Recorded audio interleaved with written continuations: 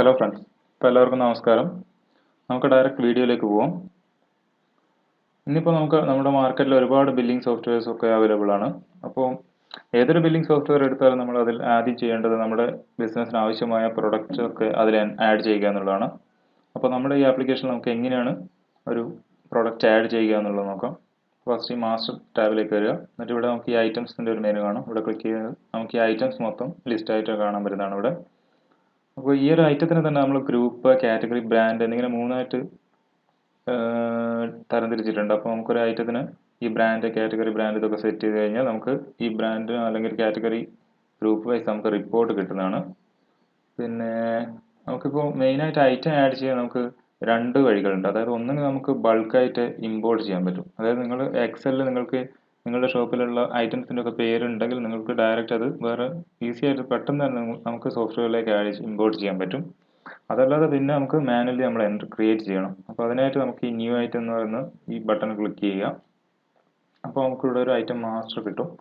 ഇവിടെയാണ് നമ്മൾ item add ചെയ്യേണ്ടത്. ഇവിടെ നമുക്ക് user code, HSN code, item name, native language, അങ്ങനെ ഒരു ഐറ്റത്തിനായിട്ട് റിലേറ്റഡ് ആയിട്ടുള്ള എല്ലാ കാര്യങ്ങളും നമുക്കിവിടെ കാണാൻ പറ്റും.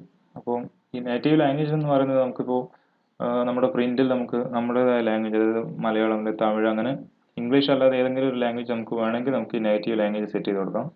പിന്നെ ഒരു ഐറ്റത്തിൻ്റെ ബ്രാൻഡ്, കാറ്റഗറി, ഗ്രൂപ്പിന്, ഡിപ്പാർട്ട്മെൻറ്റ് അതൊക്കെ നമുക്കിവിടെ സെലക്ട് ചെയ്യാം. പിന്നെ ഉള്ളത് നമുക്ക് MRP, sales rate, wholesale rate എന്നിങ്ങനെ ഡിഫറെൻറ്റ് റേറ്റ്സും ഉണ്ട്. ഇതൊക്കെ തന്നെ നമുക്ക് ടാക്സ് എക്സ്ക്ലൂസീവ് ആണോ അതോ ഇൻക്ലൂസീവ് ആണോ എന്നുള്ളൊരു ഓപ്ഷൻ നമുക്കിവിടെ തന്നെ ആഡ് ചെയ്യാൻ പറ്റും. പിന്നെ കോസ്റ്റ് മാനേജ് ചെയ്യാനായിട്ട് നമുക്കൊരു LC കോഡ് ഉണ്ട്.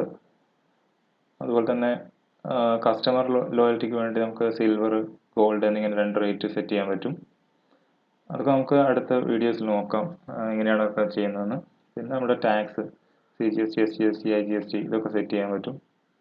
പിന്നെ നമ്മുടെ batch number, packed date, expiry date, size, colour, part number, serial number, product number, article number, അങ്ങനെ ഒരു പ്രൊഡക്റ്റിന് ആവശ്യമായ എല്ലാ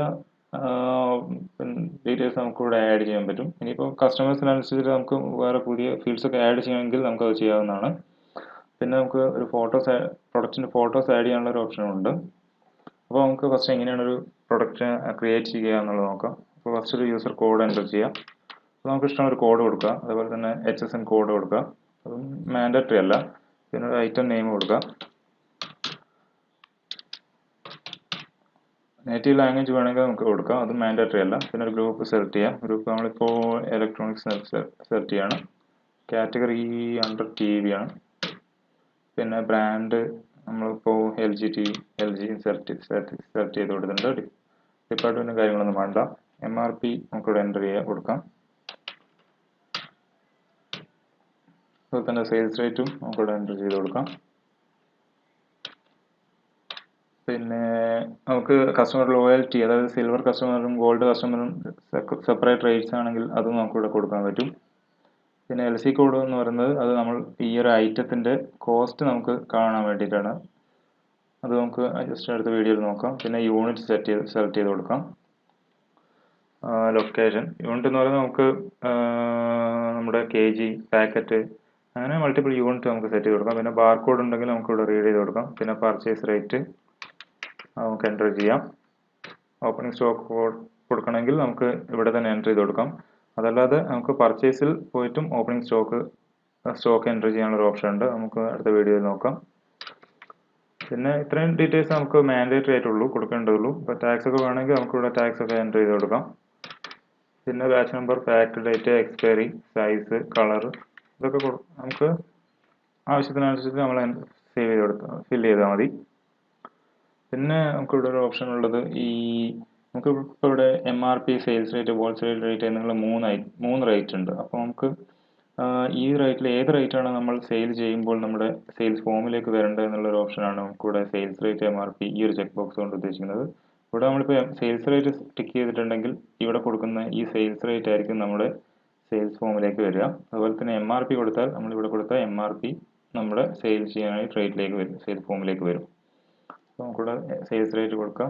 ജസ്റ്റ് കൺട്രോൾ S അടിച്ച് കൊടുത്തിട്ടുണ്ടെങ്കിൽ നമുക്ക് ഐറ്റം സേവ് ആയിക്കോളും. നെക്സ്റ്റ് അടിച്ച് കൊടുക്കാം. നമുക്ക് ശരിക്കും മൗസ് യൂസ് ചെയ്യേണ്ട ഒരു ആവശ്യം നമുക്കിവിടെ വരില്ല. ജസ്റ്റ് എൻ്റർ കീ വെച്ചിട്ട് തന്നെ നമുക്ക് ഡീറ്റെയിൽസ് ആഡ് ചെയ്ത് പോകാവുന്നതാണ്. ജസ്റ്റ് കൺട്രോൾ എസ് അടിച്ചിട്ടുണ്ടെങ്കിൽ നമുക്ക് ഐറ്റം സേവ് ആവും. പിന്നെ നമുക്ക് ബൾക്ക് ഐറ്റം എന്ന് പറയുന്നൊരു ഓപ്ഷൻ ഉണ്ട്. ഇതിൽ കുറച്ച് ഡീറ്റെയിൽ ആയിട്ട് കാര്യങ്ങൾ നമുക്ക് ചെയ്യേണ്ടതുണ്ട്. അതായത് നമ്മളിപ്പോൾ ഇവിടെ ഒരു പെൻ എന്ന് പറയുന്ന ഒരു ഐറ്റമാണ് ക്രിയേറ്റ് ചെയ്യുന്നതെങ്കിൽ നമുക്ക് ഈ ഒരു പെന്നിനെ നമുക്ക് പാക്കറ്റ് ആയിട്ടും കൊടുക്കാൻ പറ്റും. അപ്പോൾ നമുക്കിവിടെ ഒരു പെൻ പാക്കറ്റ് ക്രിയേറ്റ് ചെയ്യാം. ബൾക്കായിട്ട് നെയിം കൊടുക്കുക. അപ്പോൾ ഇതിൽ ക്വാണ്ടിറ്റി എന്ന് പറയുന്നത് പെന്നിൻ്റെ 10 ഐറ്റംസ് ഉണ്ടാവും. എത്രയാണോ അതിൻ്റെ ക്വാണ്ടിറ്റി ഉള്ളത് അത് നമുക്കിവിടെ എൻ്റർ ചെയ്ത് കൊടുക്കാം. അപ്പോൾ ഒരു പെന്നിൻ്റെ 10 ഐറ്റംസ് 10 പീസുള്ളൊരു പാക്കറ്റ് ആണെങ്കിൽ അതിൽ എത്രയാണോ പാക്കറ്റ് വരുന്നത് അത് നമുക്കിവിടെ എൻ്റർ ചെയ്ത് കൊടുക്കാം. അങ്ങനെ ജസ്റ്റ് നമുക്ക് ഈ ഒരു ബൾക്ക് ഐറ്റവും ക്രിയേറ്റ് ചെയ്യാവുന്നതാണ്. അപ്പോൾ അതിനിപ്പോൾ അതിൻ്റെ റേറ്റും കാര്യങ്ങളൊക്കെ കൊടുത്ത് ആഡ് ചെയ്തിട്ട് ജസ്റ്റ് ഗ്രൂപ്പ് ഇവിടെ സെലക്ട് ചെയ്തിട്ടില്ല. അപ്പോൾ ഗ്രൂപ്പ് ജസ്റ്റ് ഞാനിപ്പോൾ സ്റ്റേഷനറിയിൽ കൊടുക്കുകയാണ്. ഗ്രൂപ്പ് സെലക്ട് ചെയ്ത് കഴിഞ്ഞിട്ട് നമുക്ക് ജസ്റ്റ് സേവ് ചെയ്യാൻ പറ്റും, ബൾക്കായിട്ട് ആഡ് ചെയ്യാൻ പറ്റും. അപ്പോൾ ഇതും നമുക്ക് ഡീറ്റെയിൽ ആയിട്ട് നമുക്ക് അടുത്ത വീഡിയോസിൽ കാണാം. ഓൾറെഡി പെൻ ഇവിടെ എക്സിസ്റ്റ് ആണ്.